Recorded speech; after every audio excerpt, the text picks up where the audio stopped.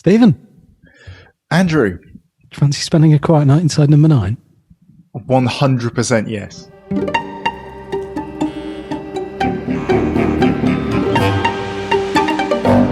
Well done. Thanks, mate. What was that? That was me dinging my glass and then realising that's a terrible idea. I'm not going to start doing that because this will be a dreadful thing to listen to.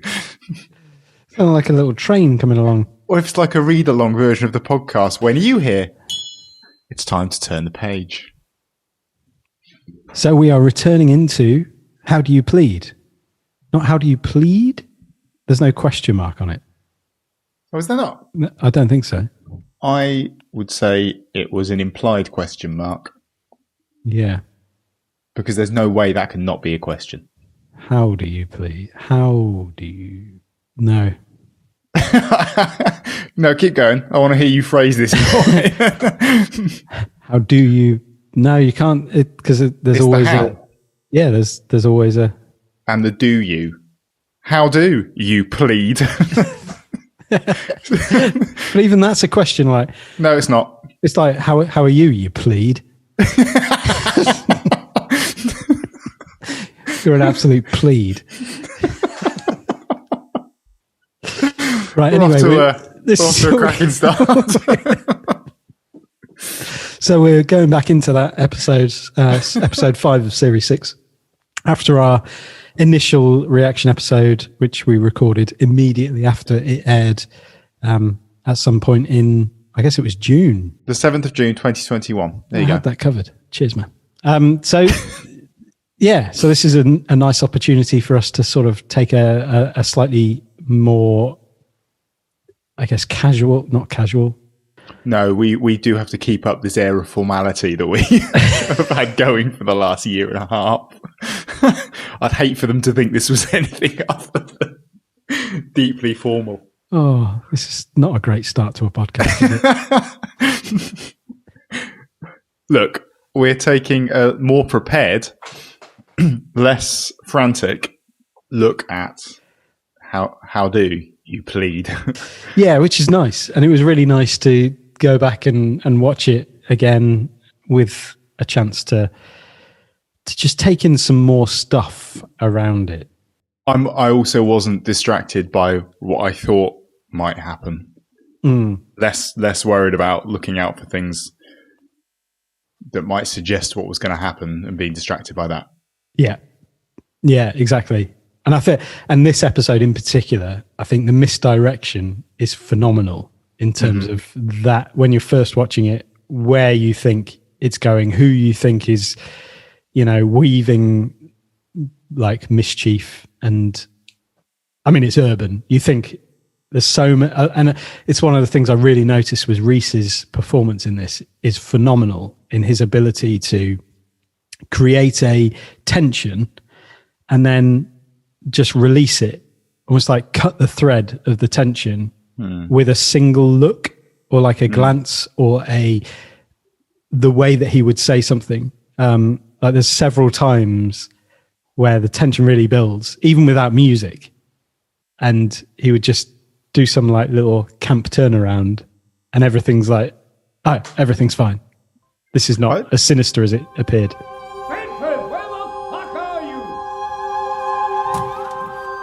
Reese went for a lot of camp in this series, didn't he? There was an awful lot of camping it up. And this one in particular, it was a front and it was an act within an act, wasn't it? He was a character within a character, the camp urban.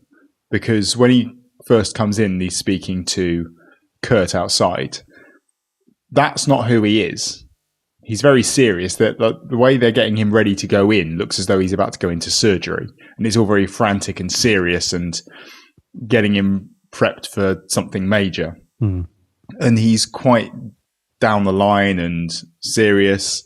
And then the moment he walks through those doors, those big Art Deco doors with the geometric design on them, which I really liked. And it made me think a bit of Diddle Diddle Dumpling with the splits.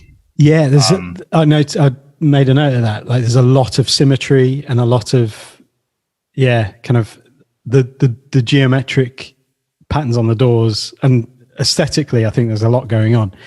But that made me think, like, there's a maze. It kind of has a maze type that's true, yeah, feel to it. And it's like, through these doors is something you're going to have to navigate your way through that isn't as it seems. Like, yeah, I think it sets it up perfectly. And as he goes through them, he goes into his nursing character. And his nursing character is camped up, is silly jokes, is poking fun at the patient, but they've got a really nice relationship between them and a really nice dynamic they've built up. Because I guess when you get to that sort of end of life stage and someone is seeing literally everything about you, I guess that happens.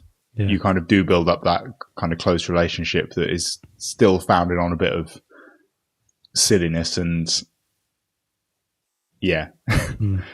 Yeah, it's interesting you sort of picked up on that, the moment where Kurt is, where they're talking and he's kind of getting changed. Like, I really felt that moment of, like, it's almost like this superhero costume change, and costumes and clothing seem like quite, there's a theme there that emerges, that it talks about sort of his barista uniform and costume and the robes and the wigs and everything. And like, there's the performance, the theatrical side of things is there, even though this is not one of their episodes that is about theatre and performance in that sense.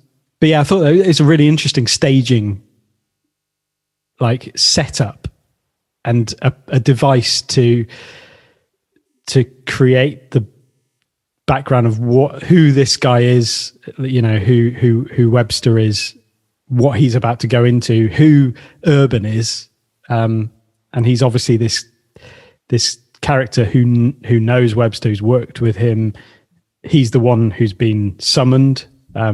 Interesting use of that word. And yeah, like, when you're watching it for the first time, all of the intrigue around all of that is like, okay, what is going on here? This is with the guy in the other room shouting abuse about his party guests, and what are we getting into here? And I think I remember you saying when we first spoke about this, the really unnerving thing about lifts that go straight into apartments.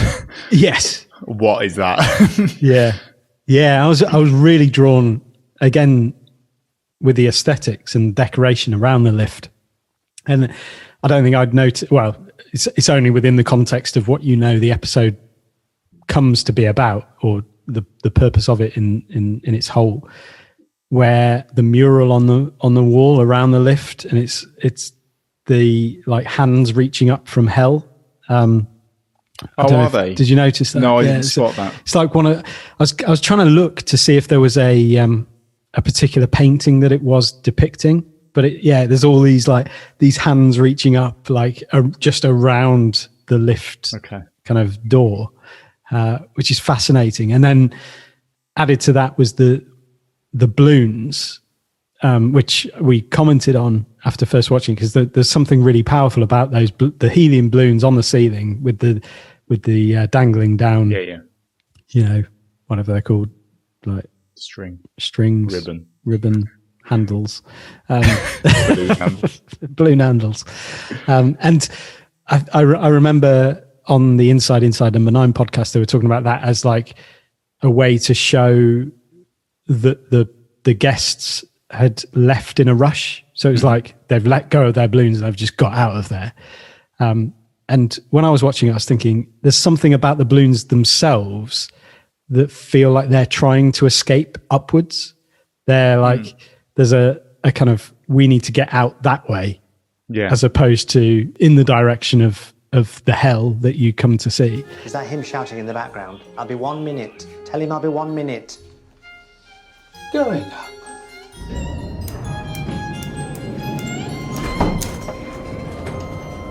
Can't keep away, Mr. Bedford. I've been summoned by his lips. Speaking of the podcast, they spoke quite a lot of length about the lighting and the fact that they decided to essentially film in the dark and that being quite a challenge for them, understandably. Yeah. Because that is madness.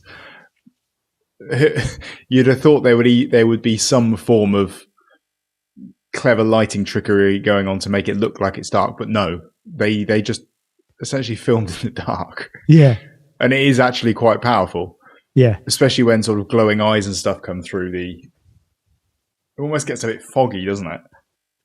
Yeah. Yeah. At the end, when it's all dark, like there's obviously the candle's mentioned early on, isn't it? Like he's asked to light a candle for him, and which is mixed with, so like where Curtis is saying he's been asking to see a priest. He's got something he wants to confess. Yeah, he needs to confess something. So was that like a genuine, was he hoping maybe to be able to do the switcheroo with a priest, and then realizes actually, okay, this person's paid to, or this is a role, they have to forgive me. So like it loses something a little. Yeah, it's not the same kind of forgiveness that I'm going to get from Urban, because that's not his job. That's not his, the role he plays. It's almost as though that in that conversation he then comes to that realization that Urban is the only one who can help him. Yeah, and that's what's said, isn't it? And then thank God for you. Yeah, so he's almost let him go at lunchtime, because that was the last time he saw him, and then through the afternoon has realized, oh no, I need him back, because he is the only one that can save me.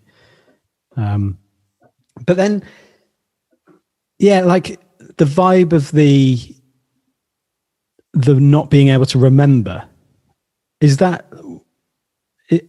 How it sort of comes in and out, doesn't it? It's he knows it's a weight. Is it part of an act to try and bring that forgiveness out of Urban? Because you're right, it is sort of made out that he's kind of slipping in and out of remembering what this thing is that he's so upset by, when in reality he must know all the way through. Yeah. Is this a case? I mean, unless the pain, because obviously since he's retired, like the part of the contract is you're going to basically be in a lot of pain until this night, when you'll be taken to hell and be in even more pain.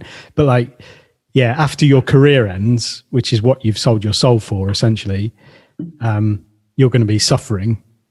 So is there maybe a dementia element to that? Is that perhaps, because I guess that's one of the worst ways that you can have someone suffer, is sort of keep coming in and out of lucidity. It's a pretty brutal thing to do to someone. Yeah. Maybe that is part of the deal. And then that sort of gives way to some of those comments like, I'm supposed to be in palliative care, not some kind of prolonged torture, and I'm burning alive here. And he's talking about his temperature. There's all this stuff, that when you know, you really do know. Yeah. So it's the ticket I'll reimburse you. It was a comp. That's not the point, is it? It was Dolly's big night. She'd have appreciated my support. Lift up. Well, I appreciate your support. Yeah, I know you do. But I get to see you every day, don't I? She might never get to do that again.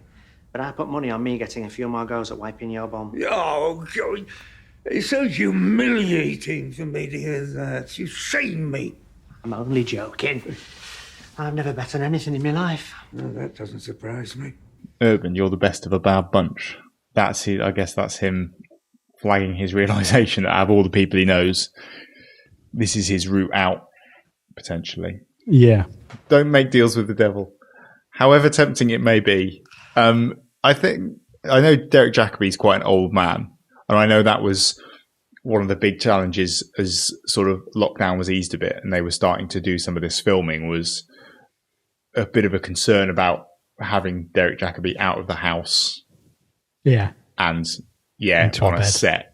And that was another of the things they talked about, wasn't it, in the Inside Number 9 podcast? Like, basically just get him onto set and into bed, and then the whole thing is done distanced. Essentially, there's there are parts of it that aren't, like the end. There's Reese and Steve in a lift with him. Yeah, and Reese and Derek are quite close at one point. But yeah, other than that, like the main bulk of it, like, you know, even deciding, okay, it's going to be like intravenous. There's a whole intravenous system. Like all of the stuff being given to him at a distance. is being done through. Like, yeah, exactly. And it's smart. The way they've done it is very clever. But it's not noticeable. I don't think you'd consider they were making decisions like that unless you knew that that's what was going on. Yeah, not at all. No, I didn't even think about it until hearing them say that. There was a moment where I thought, is this a callback to Devil of Christmas? Where after he's found the case, and he says, "You found it after all this time, the Crown versus Andrew Waite," and like I didn't hear it the first time we watched it. I didn't hear it, but like listening again, it was like that sounds like the guy in the Devil of Christmas. I was like, after all this time, hear it. Like I never thought I'd see this again. Like it was a real. Like, I can't remember how I did it. It was a proper like goosebump moment where really? It was like, oh, there's the voice, like, and I can't. There's something about that voice which is, yes, you have made a deal with the devil, like that as the characters that you've played in this show, they are both pretty bad. Yeah, that's characters. interesting. Yeah, because he is the first repeat, isn't he? He's the first person, other than obviously the two of them, to be in more than, or to feature in more than one episode. Yeah. I thought it was me that needed sleep. Sorry. Bad dream. Oh, you found it. After all this time. The Crown versus Andrew Waite. A rather ferrety-looking man, accused of strangling his mistress with a belt. Everyone knew he was guilty. And it looked like another defeat in my dead-end career. Well, that's it. Can't believe it surfaced again after all these years. In its defense, it was one of the better ones, but if only I'd got Gummidge. There's a lot of setup for Urban's character being a kind human being when you watch again, isn't there? Yeah. You're such a kind soul. Just so much, so many references to just what an incredible human being he is and what a wonderful job he's doing, and him being a nurse and caring for people. And how did you get into this? You like when you go back, you see what's happening. You see him reeling him in, and to have that bit at the end. I mean, actually, no. The one question I did have was kind of answered, which was, how did the devil not pick up on this earlier and go, well, hang on a minute. You can't be I'm everywhere. fully aware of this guy, but he couldn't be everywhere. He missed that one. This one slipped. Yeah. This act of pure, unadulterated evil did slip through the devil's net. Yeah. He missed that one. It's a really interesting, like, I kind of love that idea of you've got a physical form of the devil who's in this lift, stuck in this lift. Is he there all the time? And, you know, watching him, you know, when Kurt gets in to go down, when he leaves to go and have his tea with his wife, whatever. His wife's in hell. yeah, maybe she is. And it's, well, at first, when Urban gets in, Steve seems disappointed to be going up. Like there's a sense of like going up. Like, oh, it's a shame we're going up. And then when Kurt gets in, Steve's like going down. But he's got his head down. It's just as if he's asleep. And I was like, I wonder whether there's an element of like, is he somewhere else? He's there in a physical form. Is he sort of off somewhere else in a spiritual plane. Yeah.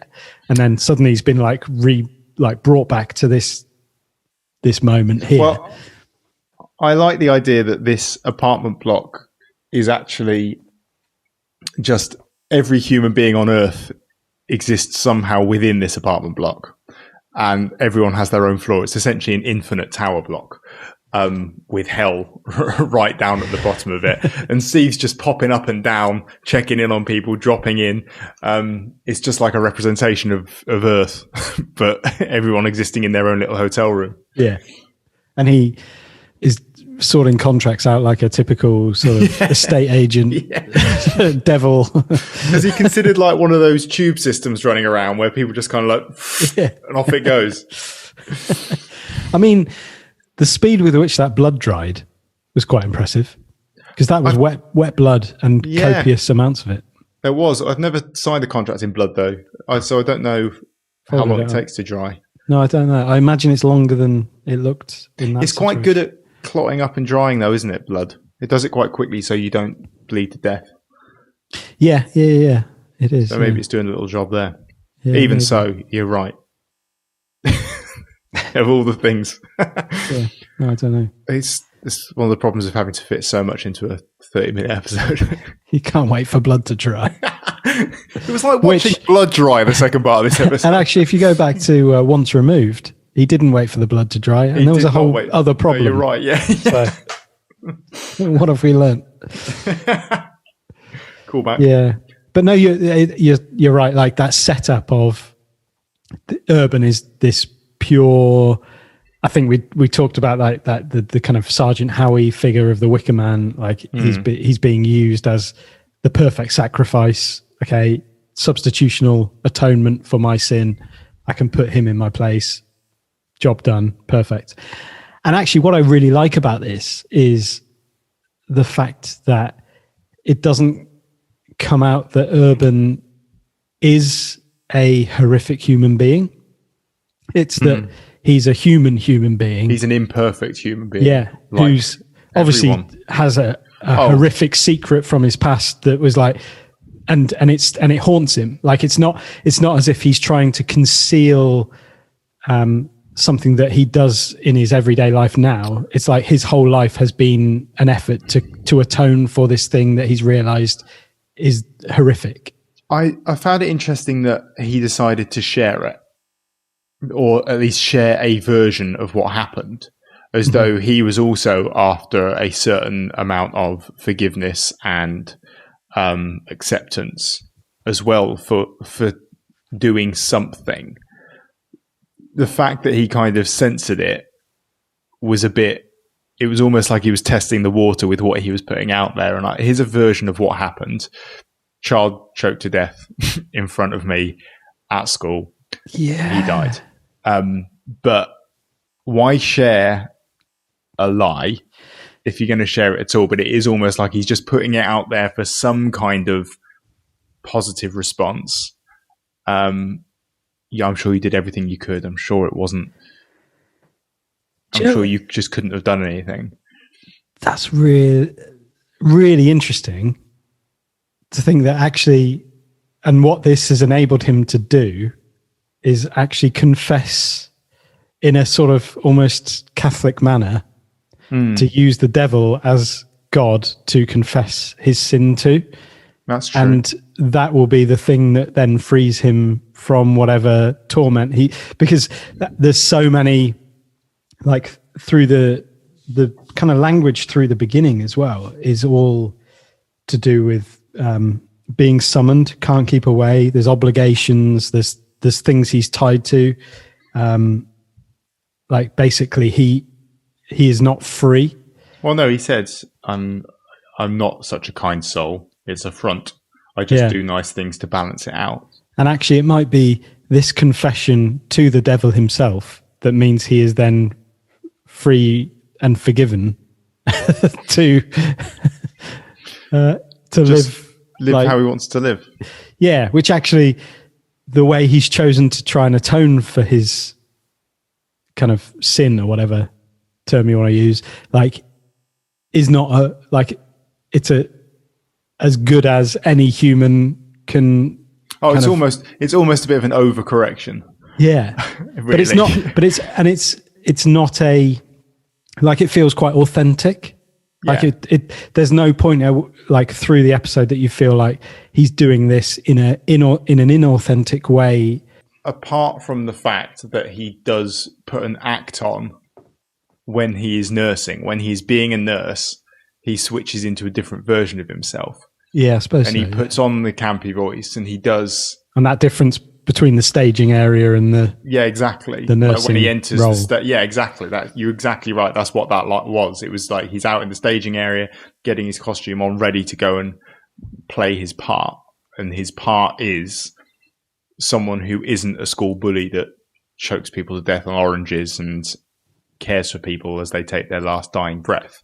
That's the part he now plays, and it's a part that he's playing to balance out the bad side of him. Yeah.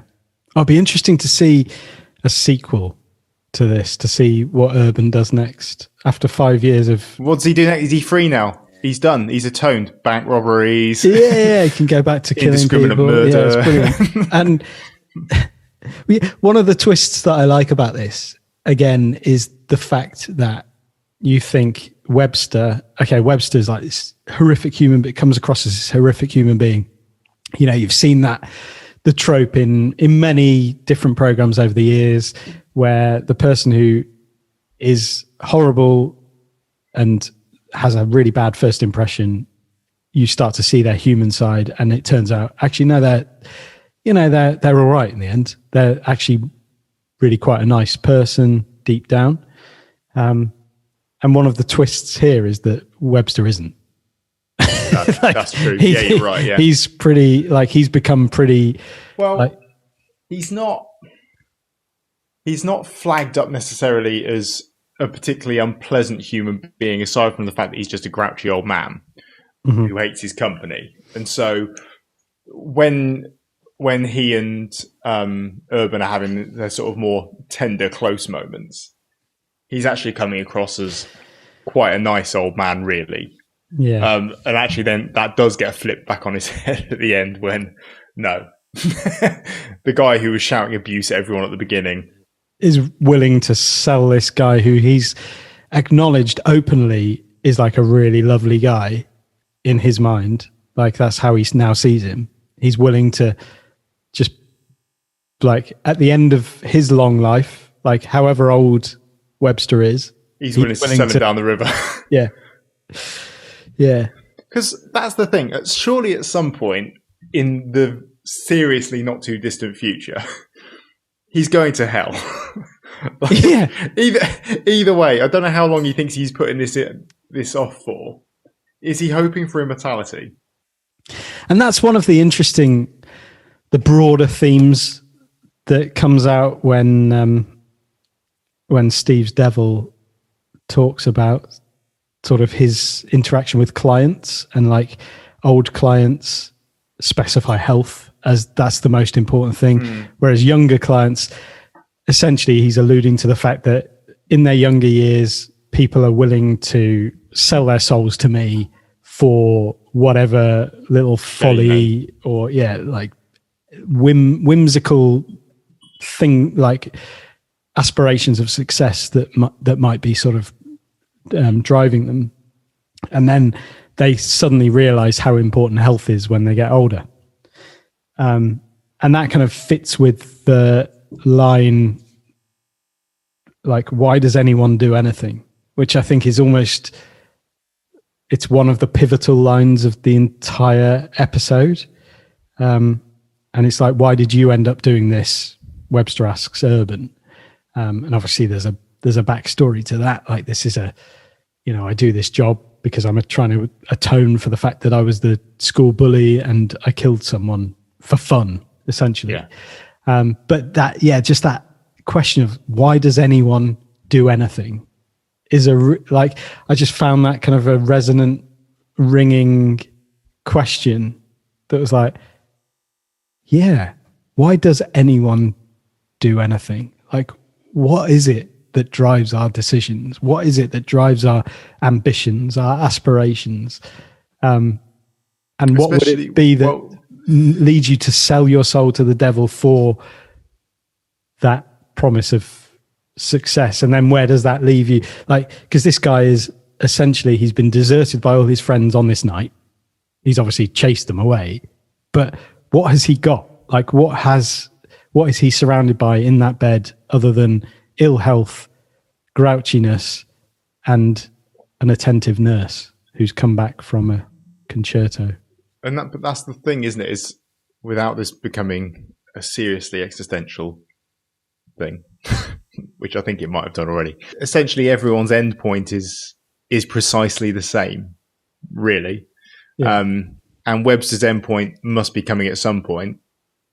And regardless of how the next couple of minutes play out with him trying to switch souls, how does he think this plays out? Why is he doing this? Why is he making these moves right now? What's he hoping to gain? Because whilst it's maybe it is just a nicer death.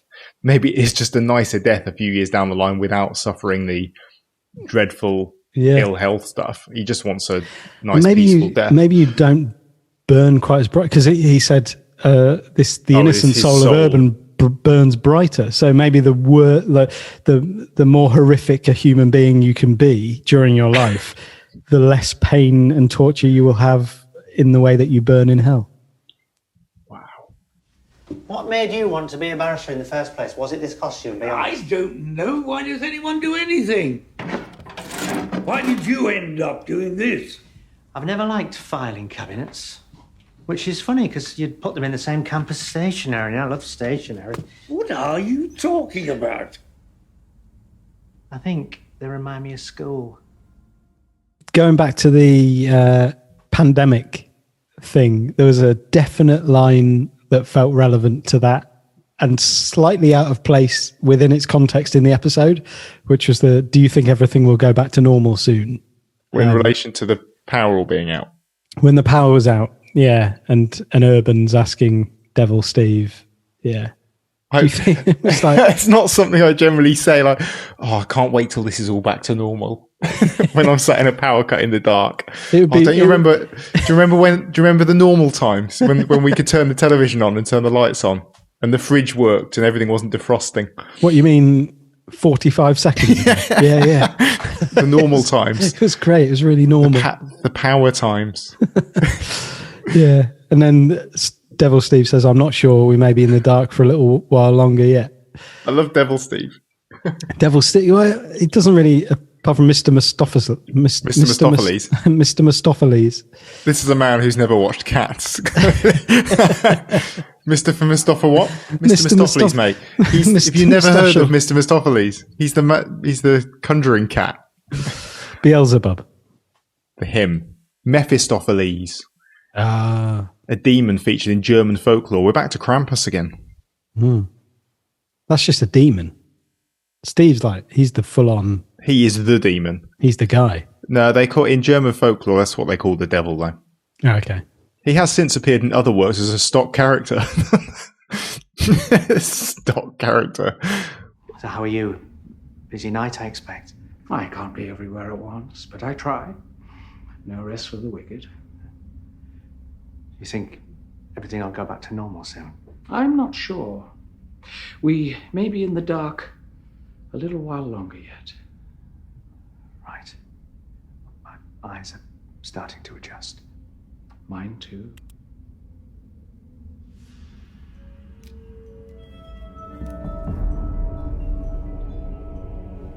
Oh dear.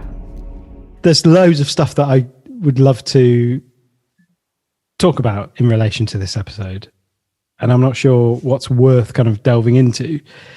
I guess to some degree the kind of misdirection and the going back and watching where you feel like there is a misstep that you're being sort of fed or you're being drawn towards. Mm-hmm.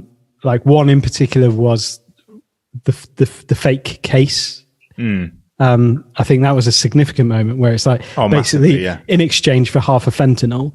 Okay, I'm going to get Webster kind of giving me his defense for this absurd scenario. But actually, that in itself is like a little microcosm of a deal there to get someone off of something that they have no right to get off with or for, in exchange for something, in this case, a relief from pain. Like he's got form here. Exactly. He's all about the little deals. Yeah, and it's a real like a nod to what is going on in the bigger picture. But the way that you see it is Urban has set this scenario up. He's giving this really strange situation. And then the way that he responds, where it's like, then I'd get you 5 million and 5 million compensation plus costs. And then Urban reacts like, oh, get in, the lion roars again. And it's like Urban is reacting to the fact that it feels like, okay, there's some situation that Urban has personally here. That was where I thought this was. This is where I thought this was headed, was that Urban needed him, or needed his expertise that he was then going to somehow sort of siphon off to get away with something. And I think that's the ultimate misdirection. But I guess that kind of is what happens in the end, because he finally gets away with the murder he committed without being dragged down to hell. He does get away with it. Yeah. And but I suppose he might not have ever thought of it as getting away with it, as and he's more looking for being forgiven or redeemed in some way. Like, I suppose there is an intrinsic thing there, because it's very weird, like the way that it haunts him, and it haunts him in a way that it would haunt someone for whom it was an accident that they were just part of, and that they were put in a situation that they couldn't save, like that sort of traumatic event where they ended up in a situation where they were trying to save someone from something that they couldn't be saved from. Someone walking in on someone who was dying and they were never going to be able to save them, but they still feel like responsible for it. That's how it's framed the whole way through, and it's not that. He quite callously just killed someone by stuffing an orange in their face until they choked and they died. And it would be interesting to know at what point he became remorseful for that. At what point he looked back on that and reflected on that and went, that was probably a little bit much, wasn't it? A bit much. Bit of an overreaction to... Yeah, and I guess there's a question of, the youth, the kind of guilt of youth, like where the responsibility lays with... Do you know how old he was? Does he talk about? I mean, he was in secondary school and he was just making apple crumble, so I don't imagine particularly old. Like 13, 14 maybe. Yeah. Yeah. How old were you when you made crumble in home ec? I don't remember making a crumble. Do you not? And it wasn't home economics. It was food tech. Yeah, food tech. Yeah. Because I've always thought home economics would be a really useful thing to have, like in its purest form, like to actually learn about real home economics rather than it being cooking. Like, if more people did that, they might be able to distinguish between actual countrywide economics and home economics, and how those are two very different things. I'd have found it a very useful thing to actually study. But why was it? Why did that mean food? Why did that mean cooking? Like, I've never understood that. Really know why home economics is another name for food technology. Technology. Food technology is a ridiculous term as well. It's like, why not just call it cooking? Like cooking, cookery class. Yeah, like making food. I don't know, but a different sort of existential question. Why is it called food technology? I also feel like a bigger deal would have been made if I was found with pith on my hands, standing over. I wonder how that sort of played out. Well, apparently didn't, did they? They just made them go to class. If I were Urban, I would be thrilled that that's as far as... I can't believe they just made us go and make a crumble. No, good. Good for you. Yeah. You've done well there. That's true. Yeah. So everyone believes that he's just accidentally choked to death on an orange. His crumble was missing something though. Certain bit of zest that it needed. Actually, no, it's all worked out quite well, hasn't it? 'Cause it's given him an out.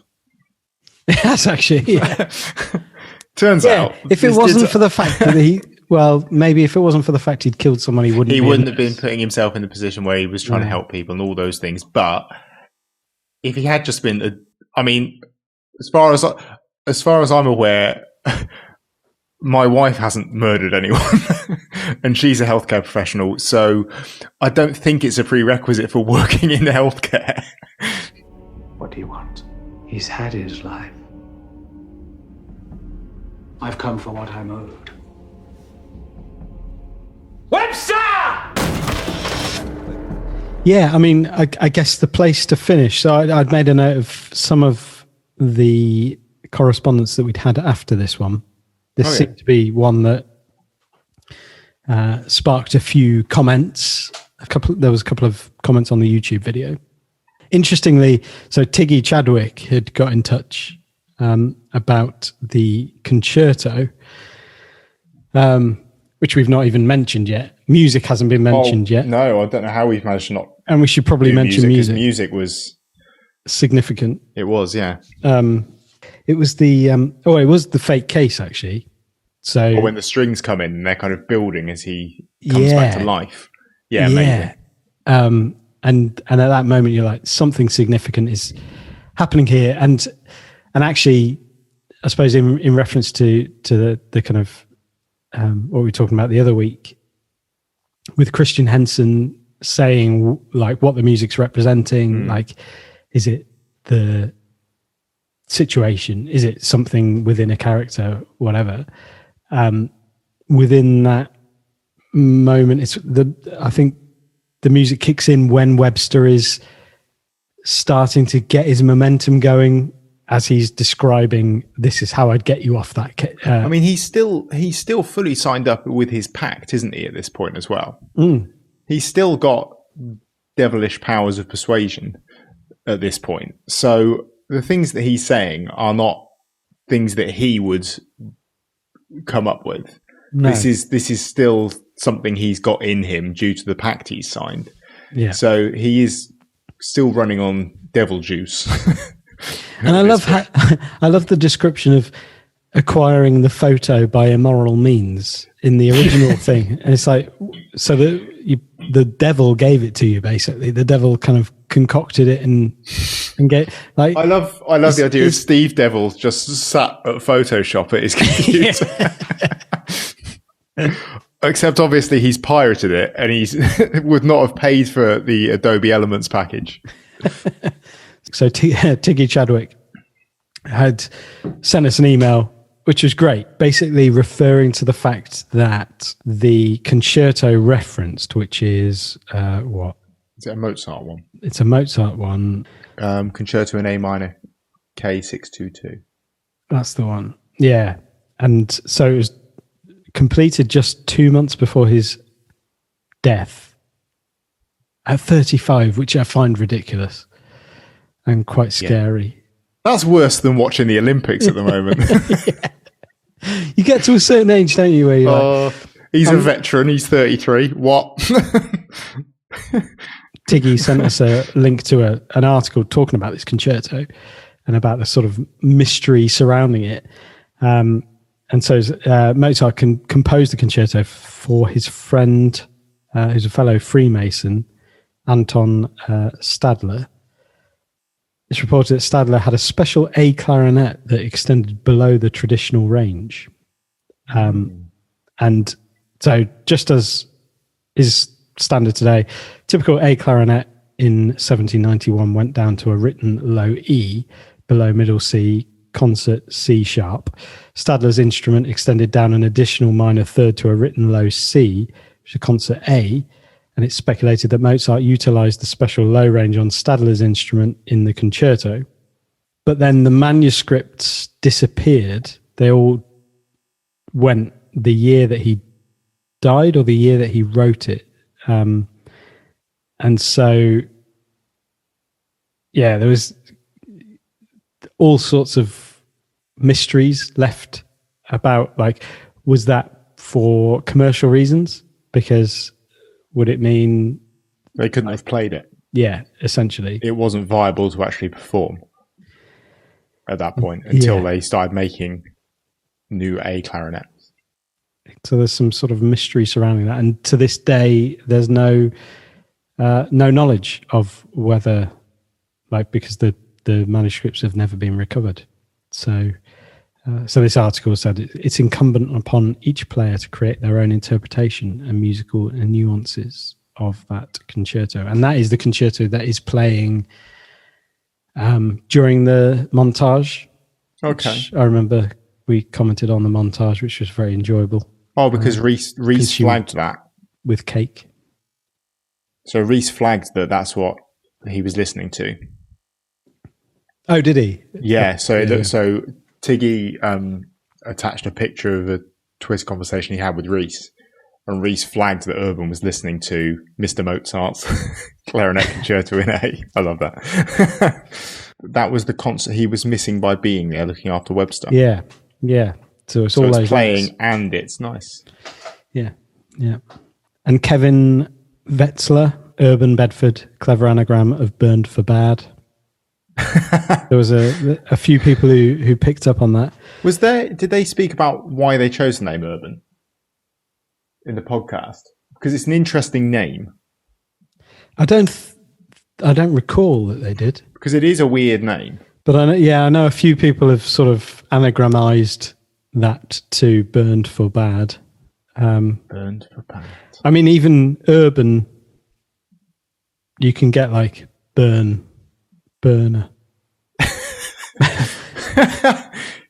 There's something about burned for bad that feels a little bit like, I don't know. Reverse engineered. It's stretching something.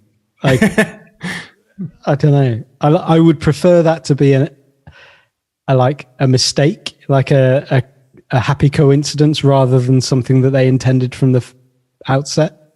Yeah, I know what you mean. I don't know if that's okay, but like, yeah, it'd be nicer if that is just something that slots into place rather than. It does feel like a stretch. Is there a reason for doing it? It's like, not something you'd start with, like, write down on the page. Burned for bad. What name can we come up with out of that? Do you know what it reminds me of is what I find to be horrific, one of the worst anagrams in modern literature, which is in Harry Potter and the Chamber of Secrets. I am Voldemort. Yeah, whatever that is. Yeah. Is it the Tom Riddle thing? Yeah, I am. Tom Marvolo Riddle. Oh, I just really hate that. I really hate that. I think it's just like it's the most clumsy bit of writing because it's like I am. I don't know. It's like I am Lord Voldemort. And yeah, to end up with "I am" at the beginning of your little anagram just feels so. And what is names backwards? Exactly. Demon. Where would Burned for Bad sit alongside that for you? Pretty much. Like, square in the middle of it. I just don't like it. Because it's not a phrase, is it either? Like, you don't know. He's probably in hell, isn't he? Being burned for bad. Yeah, it's like Adolf Hitler. Yeah, burned for bad. No, you just don't. It's not something you say. Like it's. If you're not careful, you'll end up burned for bad. No, you're right. What's that remind me of? I know what you're thinking of, Cool for Cats. That's it. Yeah. Burned for bad. Yeah, I love how we were talking about the importance of the music in this, and we've now arrived on "Burned for Bad" to the tune of "Cool for Cats." And then William Burnham. Oh, burn. Ham. Burn ham. Daniel Webster was a real-life American politician and lawyer in the 19th century who was also a key character in the famous 1941 film The Devil and Daniel Webster, otherwise known as All That Money Can Buy, which had Walter Huston as Mr. Scratch, the Devil, and Edward Arnold as Daniel Webster, who pled in a court case for the soul of a farmer so that the devil would not get it. I think there's probably there's some of this that's kind of based around a story that's existed for a long time, and it was a nice nod to it by calling him Daniel Webster. Yeah. William Barnum, also an American politician. So, there you go. As you know, Bedford, illness, proper illness, the dying kind, never occurs to the young. Doesn't exist even. But my older clients all know pain. They all specify health in the end years. After all, that's all you've really got, isn't it? What a relief! I feel better already. Yeah, great. If anybody has any extra thoughts or things that they have noticed that we maybe haven't talked about, then we would love to hear from you. Please do email us, thequietnightinside99@gmail.com, or get in touch via Twitter @AQNIN9. And we will, discuss it on the wrap-up episode at the end of the series. We'll speak to you again very soon. Bye-bye. Bye-bye. No, please, let's just talk about this. Surely we can come to some arrangement. Goodbye, Mr. Webster. I'll be seeing you. Oh, you most certainly will. Going down. Ah!